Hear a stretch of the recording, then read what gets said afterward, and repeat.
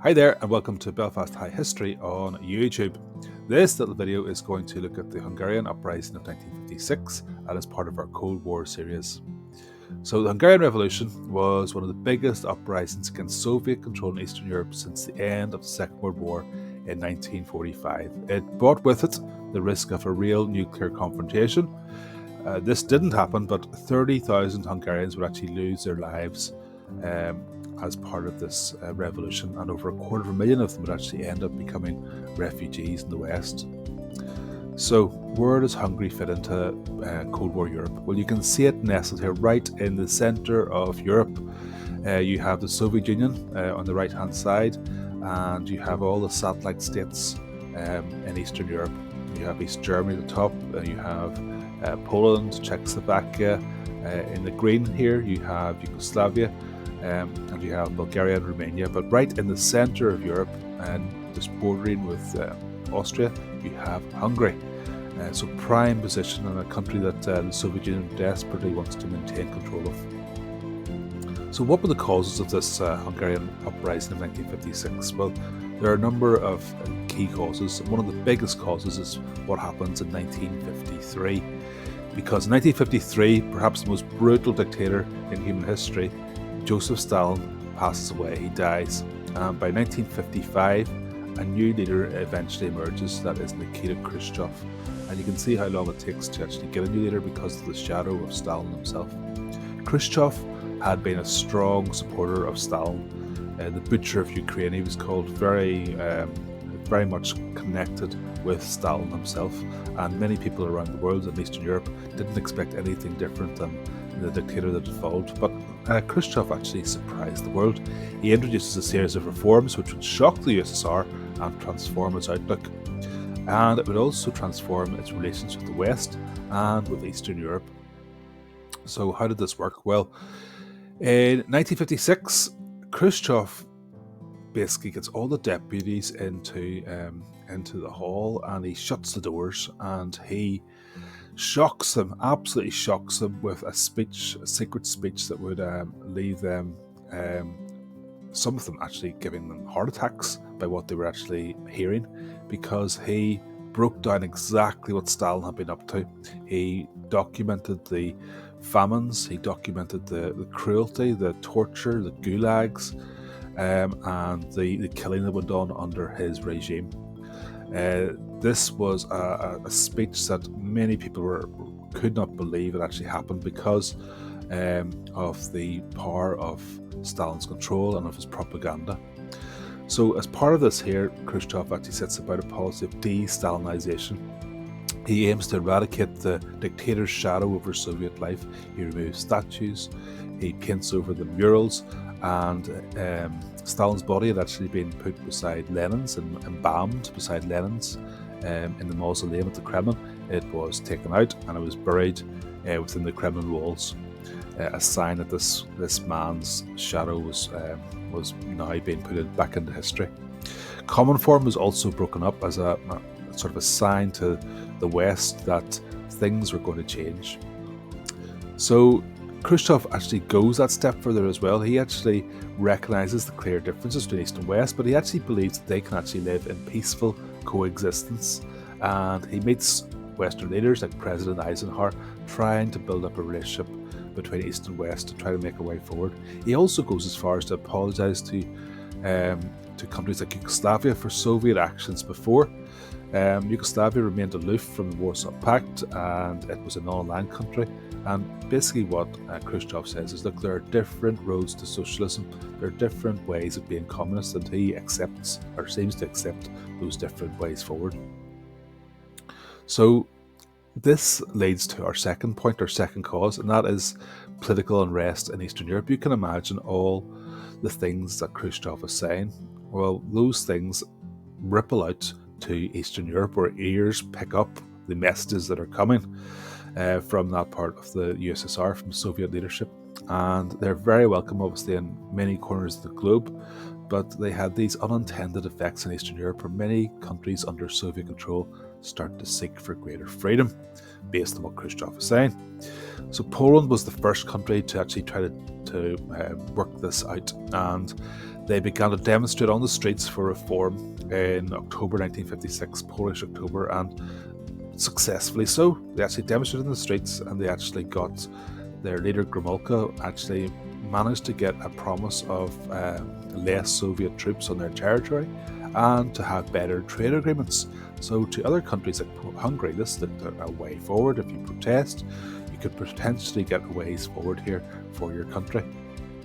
So Hungary in particular had huge amounts of anger towards the Soviet Union and hated being under Soviet control. There are many reasons for this. Hungary was a Catholic country, first of all, so there was religious reasons because communism had banned religion. It even imprisoned Cardinal Manzetti, the Catholic leader of the church in Hungary.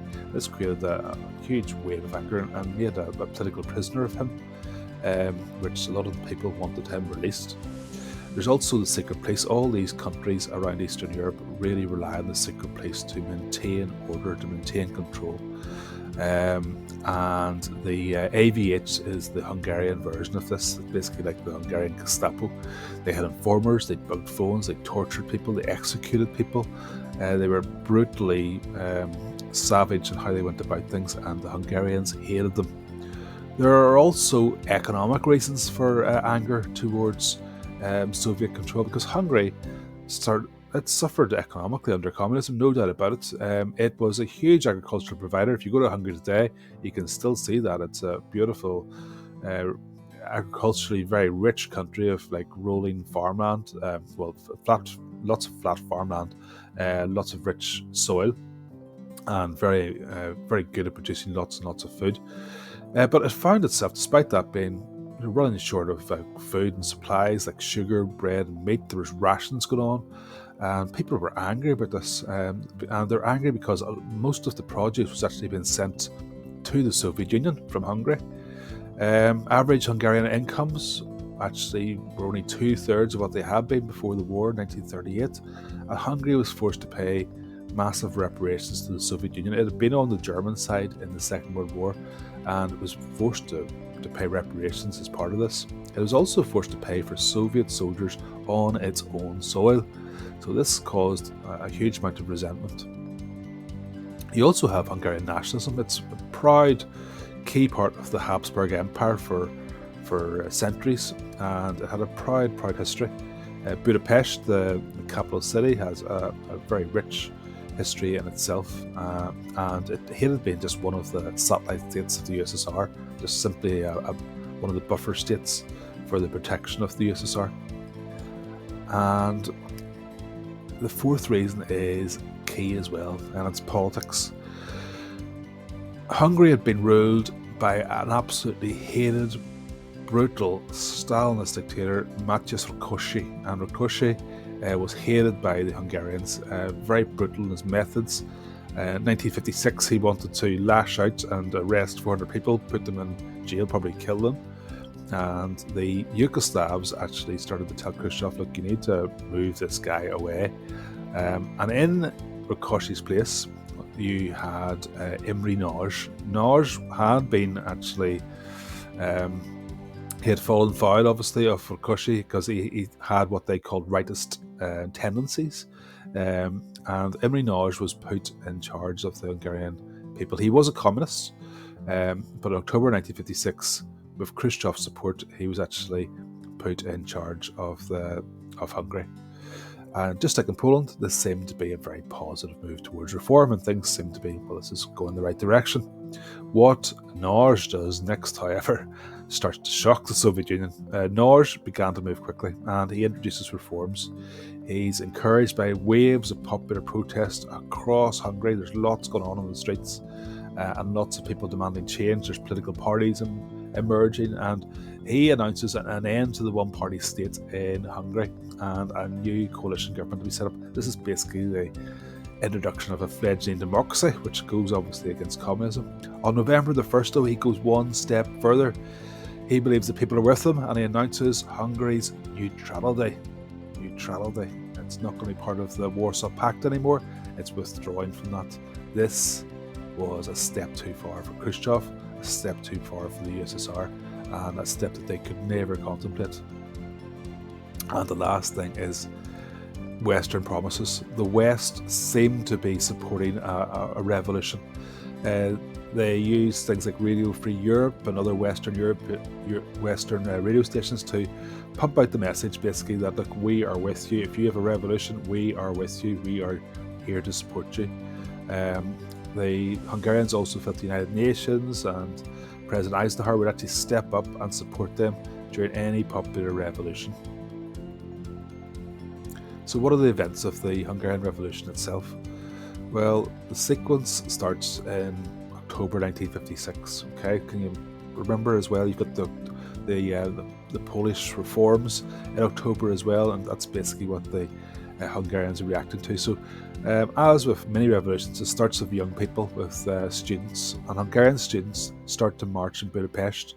They start to demand reforms on the 24th of October 1956. Of course, he has a secret police open fire, but the protesters then start to be joined by other workers' groups, and they pull down a massive statue right in the centre of Budapest of Stalin, and the pictures of this go all around the world. So 24th of October 1956, Norge is appointed, as you know, to replace Rákosi. This is encouraged by Yugoslavia and had the support of Khrushchev, and Hungarians welcomed this news. It seemed to be the way forward. However, the 1st of November, Norge announced that end to one-party state and, most importantly, Hungary's withdrawal from the Warsaw Pact. This was something that the Soviet Union could not contemplate. Khrushchev, under massive pressure, couldn't accept those proposals. Any withdrawal from the Warsaw Pact of Hungary would destabilise Eastern Europe and the USSR's control. It would create probably a domino effect where other countries might do the same. So he had to act. And on the 3rd of November 1956, 200,000 Soviet soldiers, 15 Soviet army divisions, and nearly 6,000 tanks entered Budapest, and Hungarians tried to fight back with the limited weapons they had. Often these were only Molotov cocktails, petrol bombs basically, which they threw at the tanks. But nearly 700 Soviet soldiers were killed, along with many of the secret police who were massacred on the streets. However, the revolution could not face down 6,000 tanks. There's no way. It didn't have the power, didn't have the weaponry to do that, and the revolution was crushed. Over 30,000 Hungarians were killed. Budapest, many sections of that were wrecked. 250,000 Hungarians became refugees to the West, and the West didn't intervene at all. All those promises that it made, it came to nothing. So what are the consequences of the Hungarian Revolution? Well, there are a number of consequences for Hungary. First of all, well, Imre Nagy went into hiding. He went to the Yugoslav embassy. He was protected there for a while, but was eventually tricked to come out, believing he's going to get freedom to go to the West. He was betrayed, and he ended up in Moscow, and he was executed in Moscow. Nagy was replaced by the more hardline Kadar, and Kadar would welcome Soviet troops almost like liberators, and he would begin after a while a series of repressive actions. 35,000 activists were arrested. 300 leaders of the Hungarian Uprising were subsequently hunted down and killed. And Hungary was once again under communist one-party state. It was back in the Warsaw Pact and back under Moscow control. It would actually take more than 30 years to gain independence. For the West, well, Hungary was an absolute humiliation. The West had promised support for the people. It had not delivered. It only protested the actions of the USSR. President Eisenhower basically gave out a few strong words about how angry they were, but on the ground there was no action to stop this from happening. And this is for a number of reasons. First of all, the USA did not want to provoke a nuclear war. It had a potential of a nuclear war if they rolled across the border into Hungary. It also did not support the policy of rollback. It supported the policy of containment, containing communism from spreading into other countries, but it didn't commit itself to stopping states that had already become communist and trying to make them capitalist. That had been easy to see in North Korea in the Korean War, where they tried to roll back North Korea, and that had led to the Chinese intervening and with disastrous consequences. The West had also very importantly, timing was crucial here. The West had been distracted by the Suez crisis in the Middle East, and as such they were not prepared to contemplate any action in Hungary itself because there was too much going on around the vital Suez Canal, which was key to the economy of the West. And for the USSR, well, Khrushchev was very lucky. He could not have afforded to lose Hungary, as it would have weakened the Warsaw Pact and encouraged other countries. His actions were a clear message to other satellite states: do not try to push things too far. It's not going to work. We're going to use force to put things down. And the 30,000 Hungarian dead were tantamount to that. It was a very clear show of force. The Suez crisis had undoubtedly massively helped Khrushchev. It looked as if reforms were going to take place at the time, and he was definitely under pressure to enact reform and to support Norse. But the Suez crisis took the eyes of the world off Hungary and placed it on the Suez crisis, and it enabled him to take the actions he had in Budapest without the same amount of world concern. The West out of this just seemed weak as well. However, it was clear many Eastern European countries were unhappy, and it was also clear that the brief coexistence, this thaw in the Cold War, which had so much promise whenever Khrushchev came to power, was over, and relations to the West were once again back to its iciness that had went under Stalin's rule. Tensions were once again rising.